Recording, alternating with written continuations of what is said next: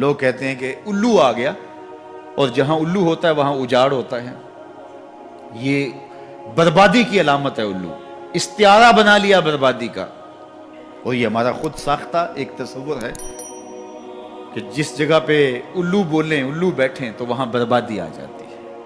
عجیب فلسفہ گھڑ لیا. الو کے بولنے سے بربادی کیسے آئے گی؟ اور اندر کا نفس الو بن گیا تو پھر بربادی آئے گی. اس کو دیکھو کہ وہ خراب تو نہیں ہو گیا. میں کہتا ہوں ایک گھر میں صبح کا آغاز سجدوں سے ہوتا ہے، پھر سورہ یاسین کی تلاوت کی جاتی ہے. سارا دن گھر کے اندر محبت، چاشنی اور پیار سے افراد خانہ کا وقت گزرتا ہے. کمائی کر کے لانے والا گھر کا کفیل رزق حلال لا کے اپنے بچوں کو کھلاتا ہے. نظر کی پاکیزگی اور خیالوں کی طہارت کا سامان ہوتا ہے.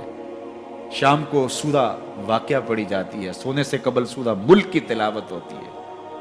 دہلیز پہ آنے والے سائل کو جھڑکا نہیں جاتا، مہمان کی عزت کی جاتی ہے، تکریم دی جاتی ہے. گھر کو صاف ستھرا رکھا جاتا ہے.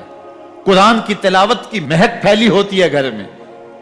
گھر کے اندر درخت پر 100 الو بھی بیٹھ جائیں اس گھر میں بربادی نہیں آئے گی.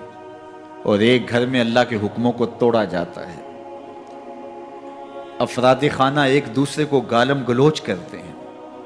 قرآن کبھی کھول کے کسی نے نہیں دیکھا، سجدے کی کسی کو توفیق نہیں ہوئی، تو گھر کے اندر جو مرضی رکھ لیں برکت نہیں ہوگی.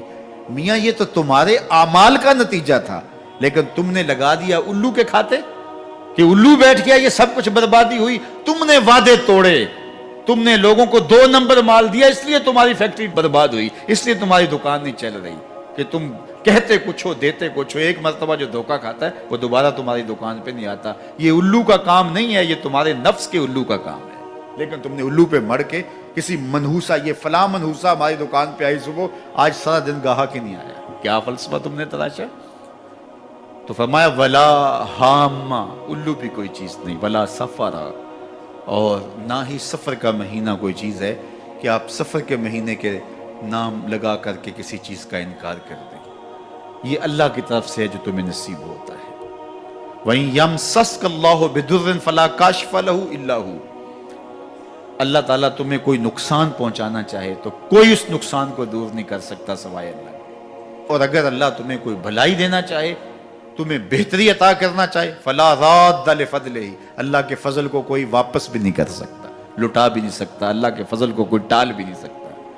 سارا زمانہ لگ جائے کسی شخص کو نقصان پہنچانے کے لیے، لیکن اللہ کی نصرت اسے نصیب ہو، کوئی بال بھی بیکا نہیں کر سکتا.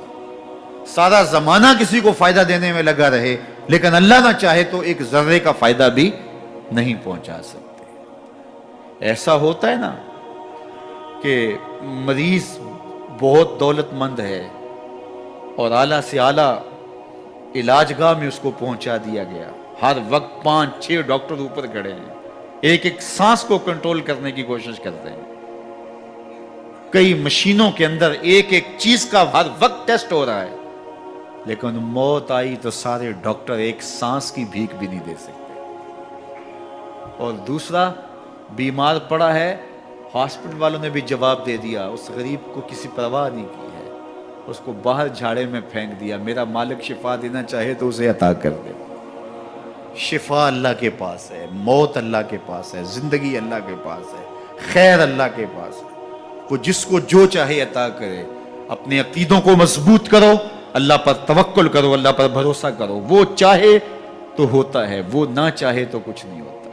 اس کے چاہنے سے ہے اور اس کے نہ چاہنے سے نہیں ہے. اس لیے اس کے چاہنے سے خیر ملتی ہے، اس کو خیر چاہے تو خیر ملتی ہے. اور اگر وہ کسی کی خیر نہ چاہے تو سارا زمانہ بھی لگ جائے تو خیر